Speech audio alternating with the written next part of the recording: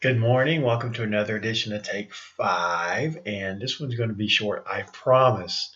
We're in Exodus 23, and we're just going to look at verses 10 through 13. That's all we're going to do today.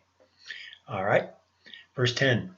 For 6 years you are to sow your fields and harvest the crops, but during the seventh year let the land be unplowed and unused. Then the poor among your people may get food from it, and the wild animals may eat what is left. Do the same with your vineyard and your olive grove.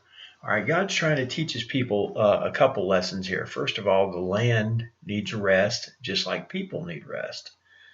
So every seventh year, they have to let the land actually rest. They can't work it. So what is he teaching them? Well, he's teaching them that, but he's also teaching that they've got to learn to save. God believes people should save. And isn't that practical? If we would save some of our money, then if something happened and we got in a tight situation, we'd be able to sustain ourselves till we could get going again. And do you know that for years I set aside money in what's called a 401k, right? And hoping that would be there for retirement. But you know what happened to me with all the stuff that went on in my life. I wound up having to need that money, but see, I had been saving it all that time.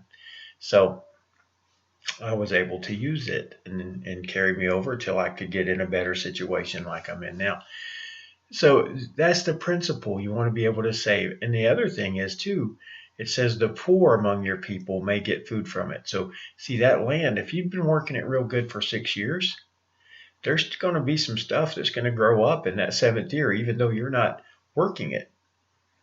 When you're sowing seed, it's going to grow, whether you work it real hard or not. God will make it grow.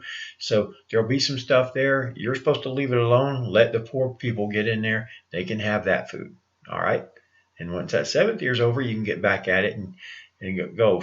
But you're going to have to save some of those crops for the seventh year, or use your neighbor's who's maybe not on the same time frame you are. His field might be going. And while yours is resting, you could get some of his. All right. So you learn to save and also learn to get along well with your neighbors, right? That's why you don't want to do some of those other things that it talked about before, because you don't want to tick off your neighbor. Verse 12, 6 days do your work, but on the seventh day do not work. And he's already talked about that. That's the Sabbath day. So that your ox and your donkey may rest. See, not just for you to rest, but you got to give your animals a break. And so that the slave born in your household and the foreigner living among you may be refreshed.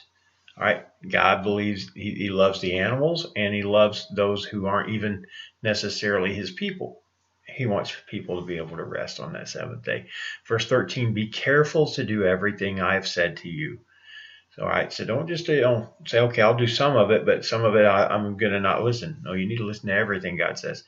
Do not invoke the names of other gods. Do not let them be heard on your lips.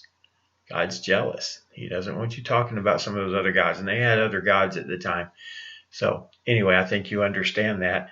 Told you it'd be kind of a short one today, but very practical. Don't you think? Don't you see how all this stuff applies even to today's situation? It's amazing. God's word is amazing that way. Hey, but come back tomorrow. Well, no, not tomorrow. Tomorrow's Sunday. Come back Monday for the next edition of Take Five.